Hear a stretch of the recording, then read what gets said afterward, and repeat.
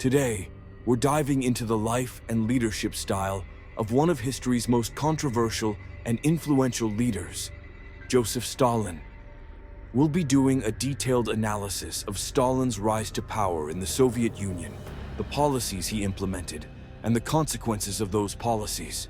So, if you're ready, let's get started. Stalin went down in history as one of the heroes of the 1917 Bolshevik Revolution in the Russian Empire. Later, he became the leader of the Soviet Union from 1922 to 1952. He's remembered for his victory over Adolf Hitler during World War II, but behind that victory lies a dark reality. Under Stalin's dictatorship, over 20 million people lost their lives due to forced labor camps, extrajudicial executions, and famines within the Soviet Union's borders. So, how did Stalin become such a powerful leader while causing the deaths of 20 million people? Despite these horrifying facts, why was no one able to stand up to him? To find out the answers to these questions, make sure to watch the video till the end, and don't forget to hit the like button. Stalin, whose real name was Iosif Vissarionovich Djugashvili, was born on December 18, 1878, in the small Georgian village of Gori, on the border of the Russian Empire. His father, Vissarion, was a stubborn Georgian shoemaker. His mother, Ekaterina, was Ossetian. There's not much information about young Stalin's childhood, but a smallpox infection he had at age 7 left permanent scars on his face, which he carried throughout his life. Stalin's father wanted him to become a shoemaker too, but his mother preferred to send him to a church school, enrolling him in a church school in Gori. Even in his first year at school, Stalin's rebellious spirit emerged. He connected with an illegal Marxist group and learned about Karl Marx and socialism from them. After acquiring this dangerous knowledge, he was expelled from school in 1899 due to his revolt against authority. Around the same time, Vladimir Lenin's article in a St. Petersburg newspaper caught Stalin's attention. After reading the article, Lenin became Stalin's hero. From that moment on, Stalin decided to become a revolutionary and join the Russian Social Democratic Party. He organized demonstrations, but these were quickly suppressed by the Tsar's soldiers. He then moved to Batum. Between 1900 and 1903, he joined the Bolsheviks and was instrumental in organizing a strike among oil workers in 1902. His determined and supportive stance towards revolutionaries at the Russian Social Democratic Workers' Party Congress drew Lenin's attention. After meeting Lenin, Stalin became the Bolsheviks and the Workers' Party's representative for the Caucasus region. However, due to problems with his lawyers, he was soon arrested and sent to Batum prison, then to Kutaisi prison. On January 4, 1904, Stalin escaped from prison and rejoined the revolutionary struggle. During the 1905 Russian Revolution, Stalin was in Tiflis. In December, he moved to Finland and was elected as a delegate to the Bolshevik Conference. Upon returning to Tiflis, he witnessed Tsar's soldiers starting massacres to suppress the revolution. Stalin was one of the people behind a successful assassination attempt on General Fyodor G, the commander of the Tsarist army responsible for these massacres. In 1906, Stalin married his first wife, Ekaterina Svanidze, in Tiflis. However, this happiness was short-lived. Shortly after the birth of their children, his wife unexpectedly passed away when Stalin was just 22 years old. Stalin said, "With my wife, my last feeling also died," expressing the significant void her death left in his emotional world. In 1908, he was arrested again for his revolutionary activities and sent to Baku prison. He was then exiled to Siberia. However, in 1911, Stalin managed to escape once more and went to St. Petersburg to strengthen the Bolshevik organization at the request of the party leadership. But before he could start any significant activity, he was arrested again by the police in 1912 and exiled to Vologda. During this time, Lenin appointed him as the second in command of the Bolshevik Party. But Stalin managed to escape from Vologda and return to St. Petersburg. With Lenin's support, he helped publish the Bolsheviks' first legal newspaper, Pravda, on April 22, 1912. However, on the same day, he was arrested again and exiled to Siberia. After escaping from prison for the 9th time, Stalin began using his pseudonym, which means "man of steel" in Russian. At the Prague Conference, Lenin elected him to the Central Committee, and he took on important central government roles. However, Stalin was under close surveillance by the Tsar's police and was arrested again in St. Petersburg on February 23, 1913. This time, he was exiled to the remote village of Kureka in the Arctic region of Siberia. The Tsar's agents were determined to keep him from escaping this time and sent him to the most distant place possible.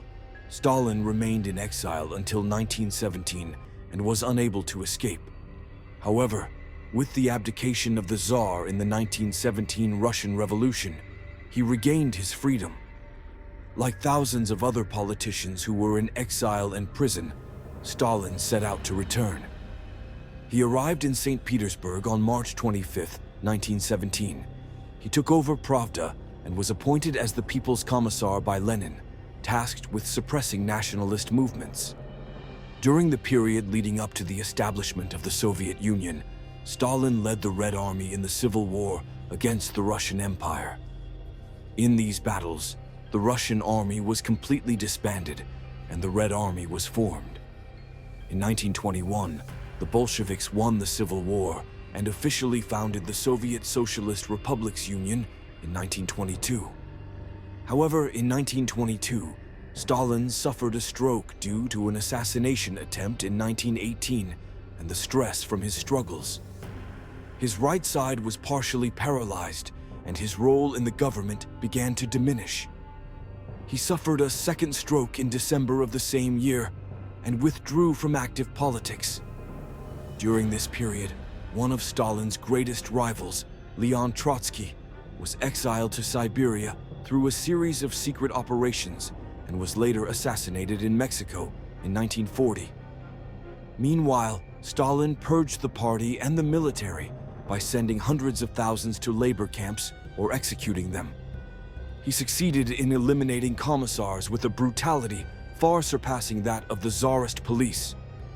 In 1934, more than 2/3 of the Central Committee members elected at the party Congress were later killed on Stalin's orders.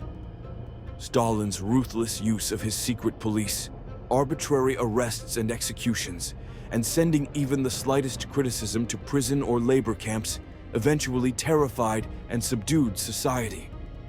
During World War II, Stalin, as the supreme commander of the Soviet Union, managed the war against Nazi Germany under Adolf Hitler's leadership.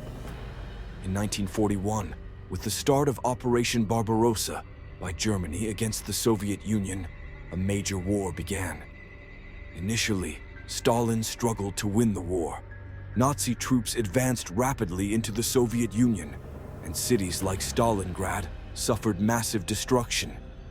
However, the Soviet Union's resistance became a turning point during the Battle of Stalingrad.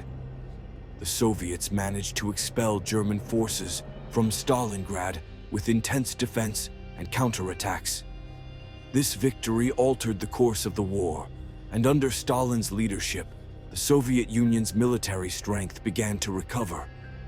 At the end of the war, the Soviet Union achieved victory over Nazi Germany, and with the fall of Berlin, the war drew to a close. However, behind the victory, Stalin's harsh policies and human rights violations should not be forgotten. In the post-war period, under Stalin's rule, the Soviet Union was separated from Western Europe by the Iron Curtain and contributed to the spread of communist regimes in Eastern Europe. This marked the beginning of the Cold War and divided the world into two major blocs. In 1949, Stalin successfully tested the Soviet Union's first nuclear bomb, creating a significant shift in international balance. At the same time, Stalin solidified his leadership of the Soviet Union by supporting North Korea in the Korean War and forming a strategic partnership with the communist government in China. However, during this period, many people also suffered under Stalin's policies and personal tyranny. In 1953, Stalin's health deteriorated rapidly, and he died on March 5, 1953, due to a stroke. After a 4-day national mourning period, a state funeral was held. His body was later embalmed and buried in the Lenin and Stalin mausoleum until 1961. Following his death, a large-scale de-Stalinization process began in the Soviet Union. The ugly truths of Stalin's policies and mass killings were exposed. Nikita Khrushchev delivered a speech questioning Stalin's legacy and initiated a broad transformation process in the Soviet Union. After Stalin's death, the oppressive state control and terrorist practices of the Soviet Union were left behind, but Stalin's legacy and impact continued to be debated for many years. While Stalin is remembered as a leader who succeeded in modernizing the Soviet Union, he is also remembered as a ruthless dictator who caused the deaths of millions of people. That's the end of our video. We've explored the complex and turbulent life of Joseph Stalin together. If you liked the video, don't forget to like and subscribe to our channel. Share your thoughts and opinions on this kind of content in the comments. See you in the next video, and goodbye for now.